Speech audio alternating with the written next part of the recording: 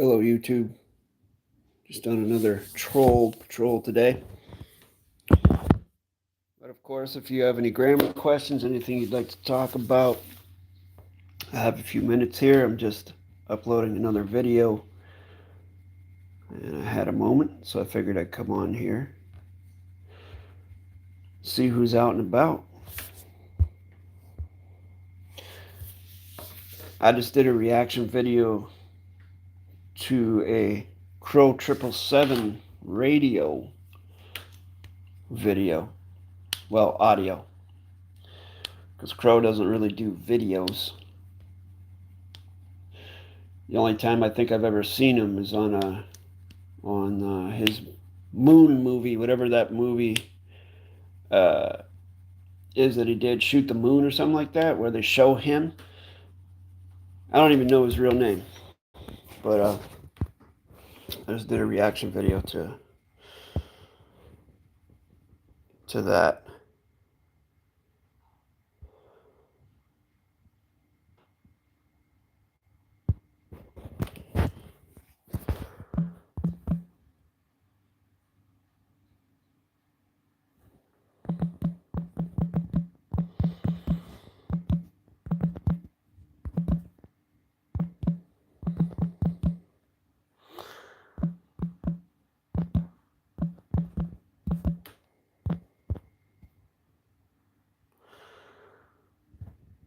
Oh. What happened? So who's out there? Who wants to learn some grammar? Does anybody want to learn any grammar? Does anybody have any desire to learn grammar out there? I'm here for you guys and girls if you want to learn it. You know, a funny thing happened today. I was going to do a video on it, but then I thought better about it. I noticed something with the younger generation, and now I'm going to ask that if there are any people out there that are from the younger generation listening to this right now, try not to take this too personally. Of late, I've had some consultations with individuals who literally feel like they were literally asking me to spoon feed them. Like, I'm going to take you through the steps here. If you email me and you want to apply for a workshop, which is about the only reason someone would email me, because I make that quite clear on my YouTube channel. If you do your homework, you do your research, you find out about me, you find that I teach correct sentence structure, and that my email is port location, jasonmatthewg17@gmail.com, is used mostly for applying for workshops from serious people who want to learn the grammar. So then I set up a 10 to 15 minute video consultation, and I make it very clear that it is a brief consultation. It is not a workshop, okay?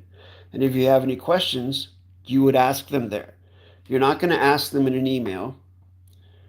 You're going to ask them face-to-face with me in a video chat, which I provide the location. I make this all very clear. But these younger folks, they just don't, I don't know what it is. They don't read the email, maybe. I have one guy that thought that I actually was doing a workshop with him when a young fellow, when it was just a 10 to 15 minute video consult. And then he tried to like turn it into that. And I said, look, if you want to learn the grammar, I have over 500 videos on my YouTube channel. If you want to spoon feed yourself, you're more than welcome to go onto the YouTube channel and teach yourself the grammar. It's all there. But if you want me to teach you, then we would go into the workshop venue. There's a difference. And then he was like, well, could you send me this video or a link to that video? And then I reiterated, you can go on my YouTube channel and find it yourself. And I get this a lot from the younger generation. It's like they just want things handed to them.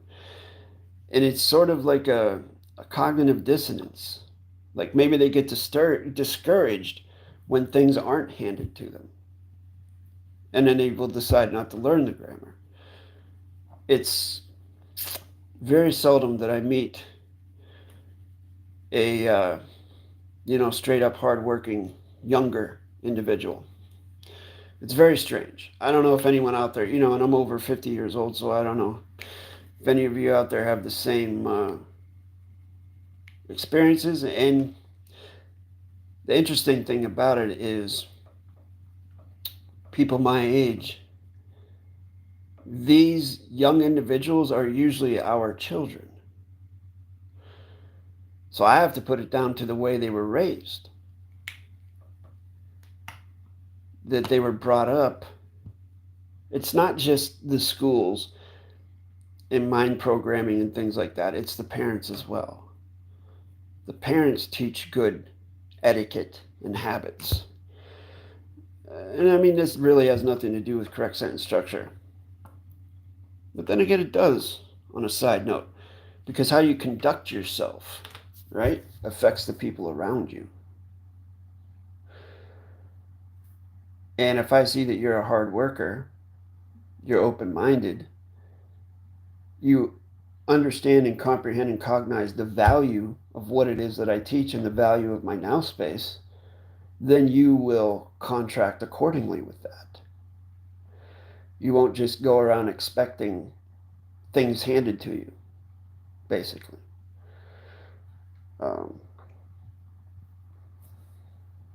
That's the way I do things. I had to learn just about every single thing that I do the hard way. Literally the hard way. Through blood, sweat, and tears. And, you got to kind of go through a little bit of discomfort sometimes. If something comes easy, then, I think an individual will value it more if they have a bit of a challenge presented to them. Like I use the analogy of if you have a child and they want, they turn 15 or 16 and they want to start driving automobiles. What do you think they'll value more? An automobile that they buy themselves or an automobile that you just give them? What are they going to value more? And it's the same thing with knowledge and correct sentence structure. Of course, I have over 500 videos on my channel for free. But I can really only think of one person in the last 5 years that has actually gotten pretty near 100% closure on the grammar just through my YouTube channel. Just some people just don't value free knowledge.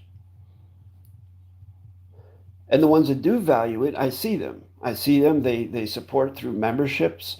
They support through super chats and super thanks in the chats and things like that.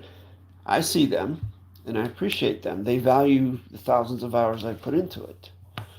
But then there are those that just feel like it's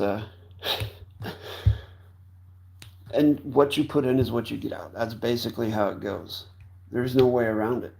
What you put in is what you get out. What you invest in it is the return you will get on it.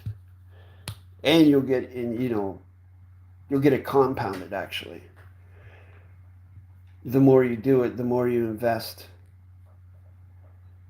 the more you really show how much you value it, then the closure will come. It's like what, I can't remember their name. Someone was once talking about money. And they were saying that most people have a negative attitude towards money. And that all that money is energy. And if you have a negative attitude towards energy, then why would you attract money? Why would money want to come to you? But if you have a positive attitude towards money, you'll begin to attract it to you. You work with it. Treat it as a positive force, then it will just naturally flow through you or to you. And I see a lot of sense in that attitude. But of course, the fiction kind of poisons or tries to, poison the well or muddy the waters by saying, oh, money is the root of all evil. That's some of the most ridiculous thing I've ever heard, almost.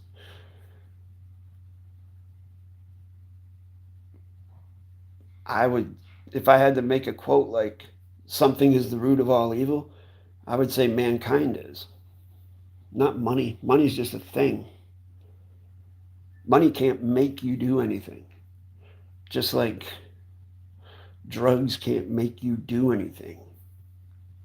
Like the old, I remember when I was younger, people, they'd go out and they get drunk and do stupid things, and they'll say, wow, yeah, that's just alcohol talking. No, no, it's not. Alcohol cannot talk. People talk. It's you talking. You chose to drink alcohol and act like a jerk. So it's your fault. It's nobody's fault but yours. A lot of the young folks don't really no accountability, no responsibility. These types of things are used to not having repercussions or consequences for their actions. I see it all the time. With correct sentence structure, there are definitely consequences for the choices you make. Each and every one of them. And it increases exponentially. I remember when I was communicating with that Stephen Temple guy a few months ago, where he was saying all kinds of nice things about me, and he was telling me about how he knew David-WYNN Miller personally, and David-WYNN Miller wrote his parental complaint, and he spoke very highly of David-WYNN Miller, and he was giving me all sorts of compliments and stuff.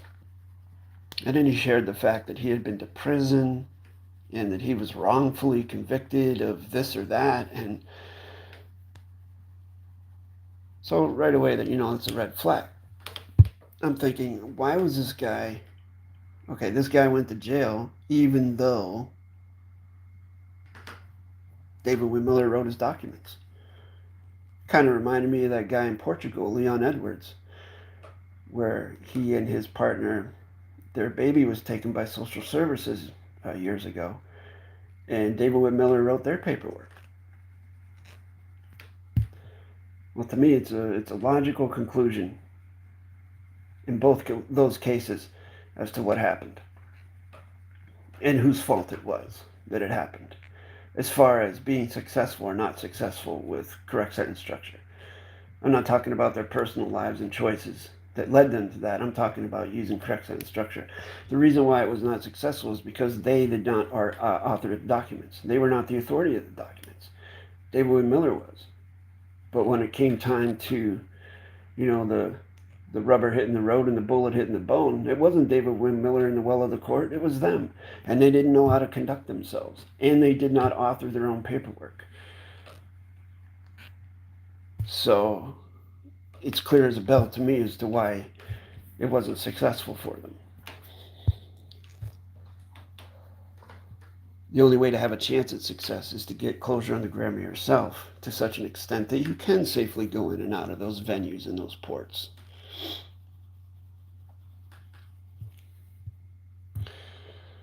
And I know it works because I've done it. My student, Ricardo Marseille, has done it.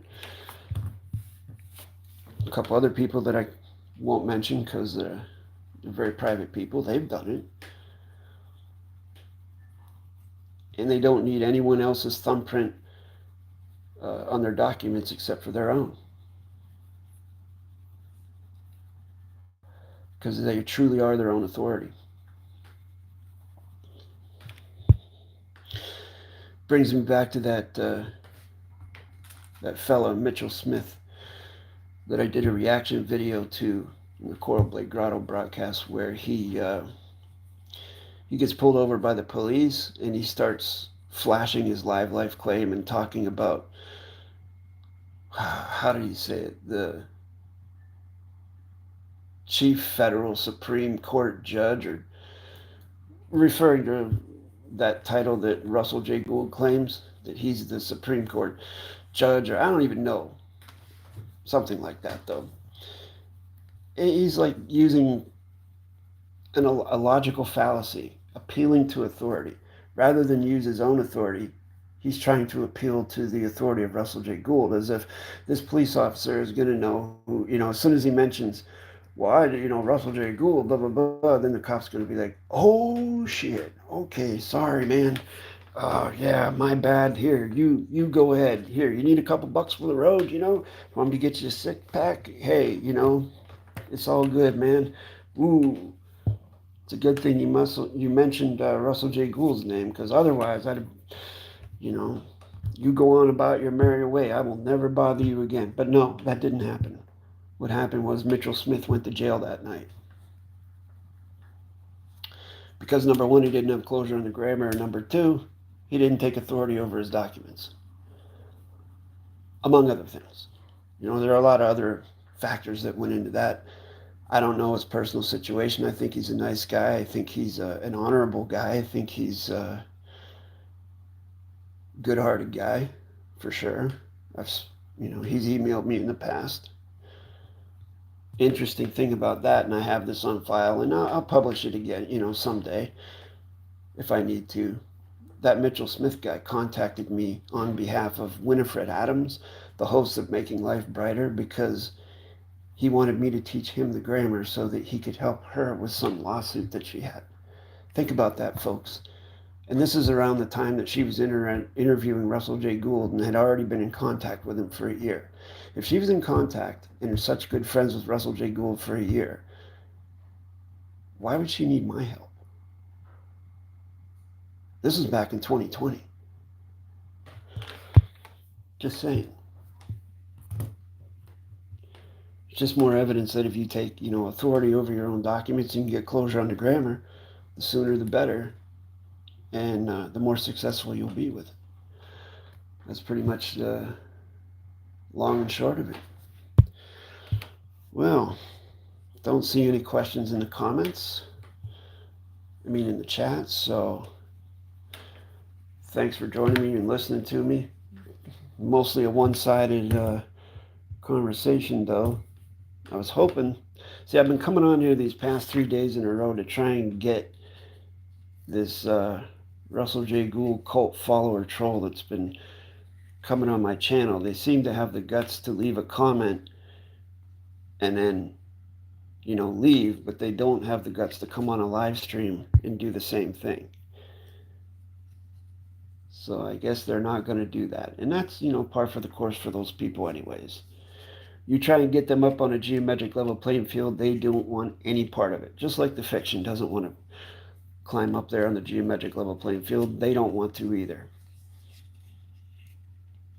They just want to try and get you at a disadvantage or do, what we would call on the street a sucker punch. They want to do those types of things. They don't want anything to be fair and square.